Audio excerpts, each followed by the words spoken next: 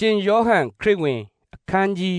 17ညီအမမာရိနှင့်မာသတို့နေသောဘေသနိရွာသားလာဇရုအမည်ရှိသောသူတစ်ယောက်သည်နာလျက်နေလေ၏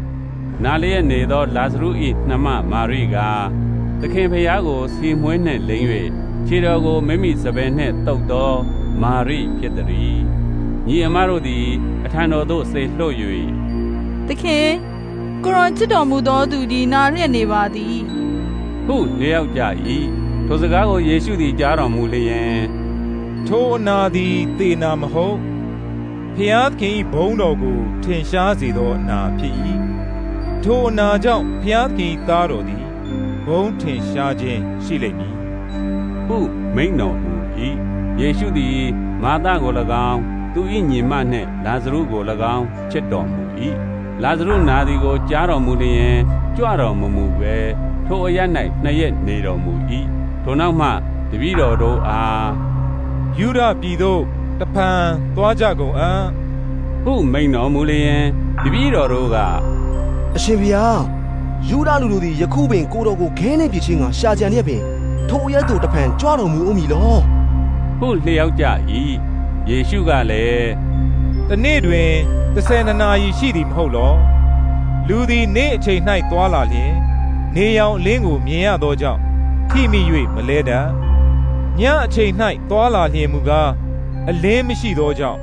ထိမိ၍လဲတတ်၏ဟုမိန့်တော်မူပြီးမှငါတို့အဆွေလာဇရုသည်အိပ်ပျော်၏သူကိုနှိုးခြင်းအလိုငှာငါသွားမည်ဟုမိန့်တော်မူ၏တပည့်တော်တို့ကလည်းသခင်သူသည်အိပ်ပျော်လျင်သက်သာရလိမ့်မည်ဟုလျှောက်ကြ၏ယေရှုသည်လာဇရုသေကြောင်းကိုရည်မှတ်၍မိန့်တော်မူတော်လဲပဂရိအိပ်ပျော်ကြောင်းကိုမိန့်တော်မူသည်ဟုတပည့်တော်တို့သည်ထင်မှတ်ကြ၏ထို့ကြောင့်ယေရှုကလာဇရုသေပြီသင်တို့သည်ယုံကြည်မည်အကြောင်းထိုအရ၌ငါမရှိသည်ကိုထောက်၍သင်တို့အတွက်ငါဝမ်းမြောက်ခြင်းရှိ၏သူစီသို့ယခုသွားကြကုန်အံ့ဟုအတိအလင်းမိန့်တော်မူ၏ဒီတုမှုအမည်ရှိသောသောမကအကျွန်ုပ်တို့လည်းလာ၍သခင်နှင့်တူအသေးခံကြကုန်အံ့ဟုတပည့်တော်ချင်းတို့အားပြောဆို၏ယေရှုသည်ရောက်တော်မူသောအခါလာဇရုကိုတကြို၍သင်္ချိုင်းတွင်၌4 ရက်လွန်လေပြီဘေသနိရွာသည်ယေရုရှလင်မြို့နှင့်တတိုင်လောက်သာကွာသည်ဖြစ်၍မာသနှင့်မာရိတို့၏မောင်သေသောကြောင့်သူတို့ကိုနှစ်သိမ့်စေလိုသောငှာ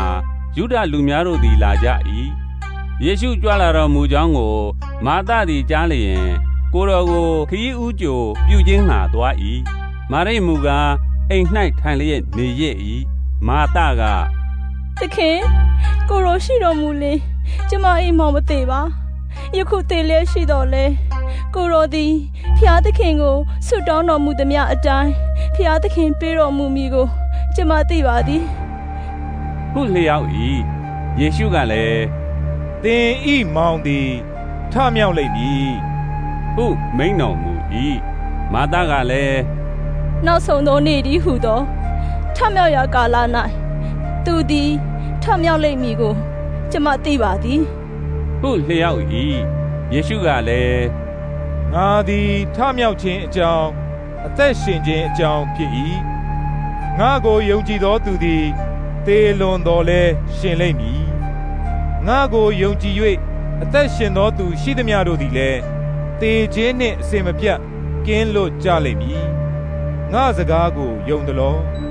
ဟုမေးတော်မူလျင်မာသကဟုတ်ပါ၏သခင်ကိုရောသည်ခရစ်တော်ဒီဟုသောဤလောကသို့ကြွလာတော်မူသောဖျားသခင်ဤသားတော်ဖြစ်တော်မူသည်ကိုကျမယုံပါသည်ဟုလျှောက်၏ထို့သောလျှောက်ပြီးမှမာသသည်တွား၍မိမိညီမမာရိအားအရှင်ဖျားရောက်လာတော်မူပြီတင့်ကိုခေါ်တော်မူသည်ဟု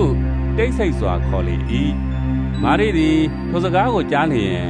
အလျင်တဆောထ၍အထံတော်သို့တွားလေ၏ဒုက္ခယေရှုသည်ရွာထဲသို့မဝင်သည်မာသခီးဥကြိုပြုသောအရ၌ရှိတော်မူသည်ထို့ကြောင့်နှစ်သိမ့်စေသောစကားကိုပြောလျက်မာရိနှင့်အတူအိမ်၌ရှိသောယူဒလူတို့သည်မာရိအလျင်တဆောထ၍ထွက်သွားသည်ကိုမြင်ကြလျင်ငိုကြွေးခြင်းငှာသင်္ချိုင်းသို့သွားပြီဟုဆို၍သူ့နောက်သို့ လိုက်ကြ၏မာရိသည်ယေရှုရှိတော်မူရာအရပ်သို့ရောက်၍ကိုတော်ကိုမြင်လျင်ခြေတော်ရင်း၌ပြတ်ဝတ်လျက် သခင်ကိုရောရှိတော်မူကျမအိမ်မှာမသေးပါ သူ့လျောက်၏မာရိမှစ၍လိုက်လာသောယူဒလူတို့သည်ငိုကြွေးကြသည်ကိုယေရှုသည်မြင်တော်မူသောအခါအလွန်ညှိုးငယ်ခြင်းစိတ်ပူပန်ခြင်းရှိ၍အလောင်းကိုအဘယ်မှာထားကြသနည်းဟုမေးတော်မူလျင် သခင်ကြွရဲ့ကြည့်တော်မူပါဟုတယောက်ကြ၏ယေရှုသည်ရိပ်ရည်ကြတော်မူ၏ယူဒလူတို့ကကြည့်ပါလာဇရုကိုအလွန်ချစ်တော်မူပါသည်တကားဟုဆိုကြ၏အချို့တို့ကမျက်စိကန်းသောသူကိုမြင်စေတော်မူသောဤသခင်လာဇရုကိုမတည်စေခြင်းကမတတ်နိုင်သလောဟုဆိုကြ၏တဖန်ယေရှုသည်အလွန်ညှိုးငယ်သောစိတ်နှင့်တင်းញိုင်းတွင်သို့ရောက်တော်မူ၏ထိုတွင်သည်မြေတွင်ဖြစ်၏ကြောက်နှင့်ပိတ်ထား၏ကြောက်ကိုရွှေ့ကြလော့ဟုယေရှုသည်မိန့်တော်မူလျင်သေလွန်သောသူ၏နှမမာသက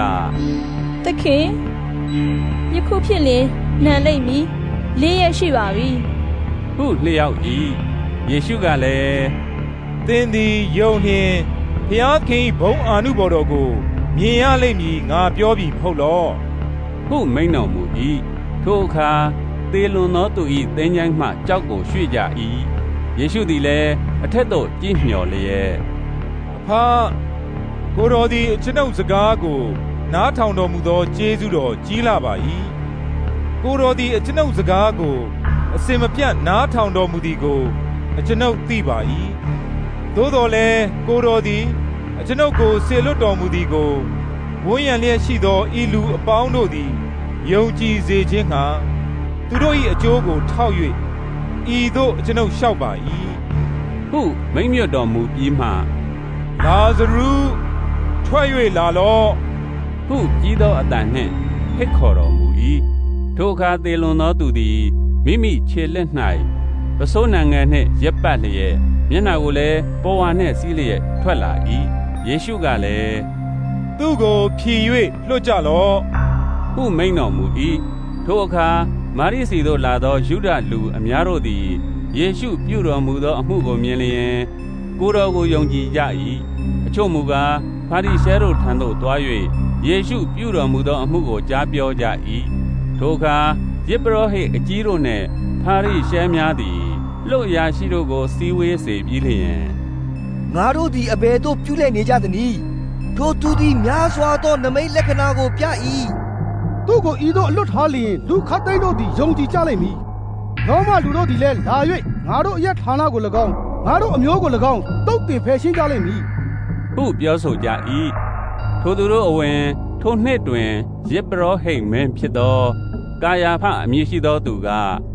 သင်တို့သည်အလျှင်းမသိကြယူဒလူမျိုးအကုန်စင်ပျက်စီးသည်ထက်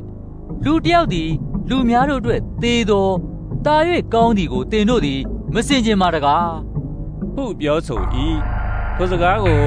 ကိုယ်အလိုအလျောက်ပြောဆိုသည်မဟုတ်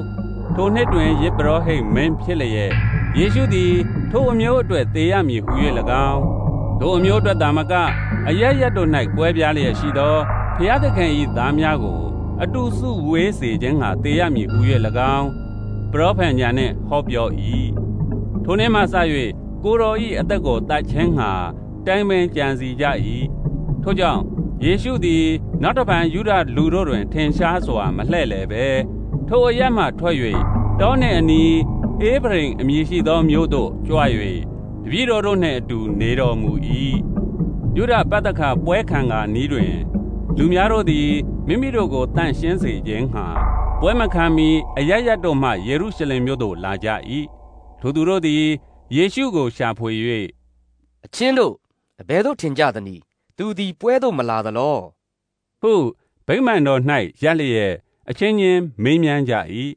ထိုအခါအဘယ်သူသည်ယေရှုရှိရာအရပ်ကိုသိလျင်သူ့ကိုဖမ်းဆီးစေခြင်းငှာပြညွှန်ရမည်ဟုယဇ်ပုရောဟိတ်အကြီးတို့နှင့်ဖာရိရှဲတို့သည်မှားခဲ့ကြပြီ